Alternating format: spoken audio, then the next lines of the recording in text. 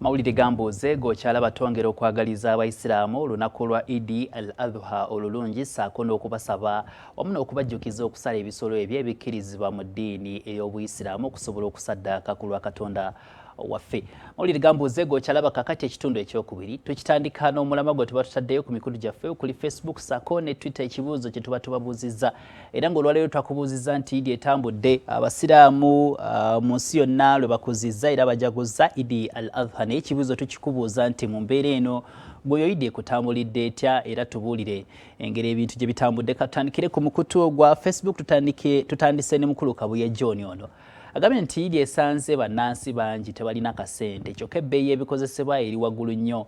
Nsigadde wano eŋŋoma nnene Gomba batulabire nnyo bannagomba we bali kubeera ku terefayina. Jaliya Nansubuga naye ava kuno ku Facebook agambye nti Eid tempisiza bubi alhamdulillah neebaza Allah olw'ekyengera ky'obulamu n'abantu bange we bali nnyo Jaliya.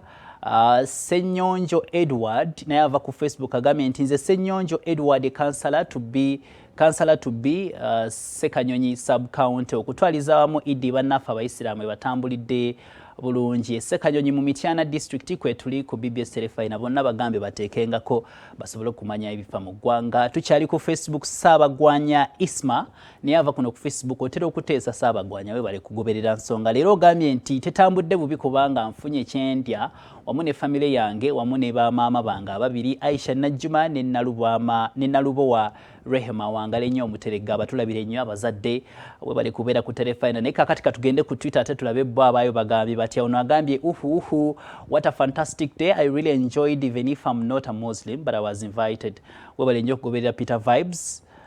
Fico David naye ava ku Twitter agambye nti Eid teyanditambudde bubi naye akasente mu nsawo these days katono ddala era bangi tubuliddwa ebisolo bye tusala but inshallah tukyali balamu. Nze Fik David Ekatooke ekirungi bukyali balamu Fik sigaza ng'okyalina essuubi Eid endala munaasala. Kasali Frank ava kuno ku Twitter kwagambidde nti tetambudde bulungi n'akatono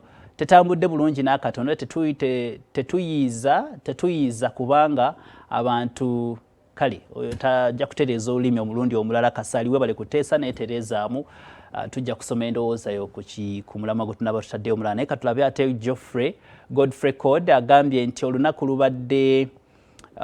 lubadde era nga olwa bulijjo kubanga essaawo z'abantu abasinga ensimbi zazeesamba oba bungi Eid Adhua ey'omulundi guno tubadde tusaba eddibwemwe bali nnyo kansala wa Bobi ojja kutereezangamu omulundi omulala we bali kuteesa. Katusembyeyo ndowooza mukyala Fati ono oba mukyala oba mwami naye katusembyeyo ono agambye nti nze Eid z'ennaku zino sikyazitegeera. Agambye nti Nazzikunonga olunaku olukulu lulina engeri gye lufaananamu olw'enjawulo naye kaakati olunaku lubadde nga olwa bulijjo nothing much.